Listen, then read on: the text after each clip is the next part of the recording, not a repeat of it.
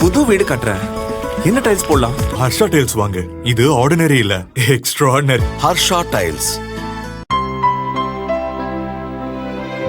இனிமே கண்ணை மூடிட்டு கடலை எண்ணெய் வாங்கலாம். ஏன்னா மந்த்ரா கடலை எண்ணெய் இதயத்தின் தயாரிப்பு. வறுக்க பொரிக்க ஏன் எல்லா சமையலுக்கும் மந்த்ரா தான். மந்த்ரா கடலை எண்ணெய், அபார ருசி, ஆரோக்கியமான உடல் நலம். திமுகவில் சக்தி வாய்ந்த அமைச்சராக வலம் வந்தவர் தியாகராஜன். முதல்வர் ஸ்டாலின் குடும்பம் பற்றி அவர் பேசியதாக கூறப்படும் சர்ச்சைக்குரிய ஆடியோ பேச்சு வெளியானது முதல் அவருக்கான முக்கியத்துவம் சற்றே குறைந்தது. ஆனால் முதல்வரின் மருமகன் சபரீசனின் ஆதரவால் அவர் தற்போதும் தவிர்க்க முடியாத நபராகவே கட்சியில் உள்ளார். சமீபத்தில் சட்டசபை தொகுதிகள் குறித்த ஆய்வு நிகழ்ச்சிக்கு மதுரை வந்த சபரீசன் வரும் தேர்தலில் அமைச்சர் தியாகராஜன் வெற்றி குறித்து நிர்வாகிகளிடம் பேசினார். அப்போது மாநகராட்சி சொத்து வரி முறைகேடு விவகாரத்தில் மேயர் உட்பட அமைச்சரின் ஆதரவாளர் பலர் பதவியை இழந்தனர்.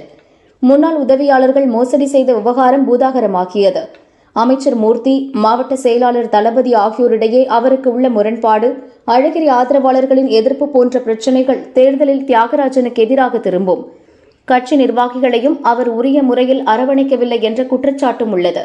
இதனால் மத்திய தொகுதியில் அமைச்சர் தியாகராஜன் மீண்டும் போட்டியிட்டு அவரை எதிர்த்து அதிமுக கூட்டணி வலுவான வேட்பாளரை நிறுத்தினால் வெற்றி பெறுவது சவாலாக இருக்கும் என சபரீசனிடம் தெரிவிக்கப்பட்டது. ஆனாலும் தனது பாணியில் தொகுதியை சரி செய்த அமைச்சர் தியாகராஜன் தற்போது தீவிரமாக பிரச்சாரத்தையும் துவக்கிவிட்டார். தேர்தல் தேதி அறிவிப்புக்கு முன்னரே மக்களுக்கு பிளாஸ்டிக் சேர்களை வழங்கினார். அவரது ஆதரவாளர்கள் சிலர் தியாகராஜன் களமிறங்குவதாக போஸ்டர் ஒட்டினர். இதற்கிடையே அவரை சென்னை மயிலாப்பூரில் களமிறக்கலாமா என்ற யோசனை கட்சிக்குள் எழுந்துள்ளது. இதுகுறித்து திமுகவினர் கூறியதாவது: கட்சியில் விருப்ப மனுக்கள் தாக்கலில் பெரும்பாலான அமைச்சர்களின் தொகுதியில் போட்டியிட நிர்வாகிகள் ஒருவரும் மனு அளிக்கவில்லை. ஆனால் தியாகராஜன் தொகுதியில் போட்டி போட்டுக்கொண்டு மனு அளித்தனர்.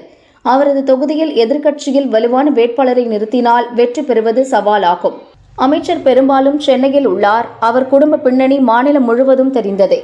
அவரது வெற்றியை உறுதி செய்ய சென்னையில் ஒரு தொகுதியில் போட்டியிட வைக்கலாமா என்ற ஆலோசனை நடக்கிறது. அது மயிலாப்பூராக இருக்கும் என்கின்றனர். ஆனால் தியாகராஜன் சாய்ஸ் மீண்டும் மதுரை மத்திய தொகுதியாகத்தான் உள்ளது என்றனர்.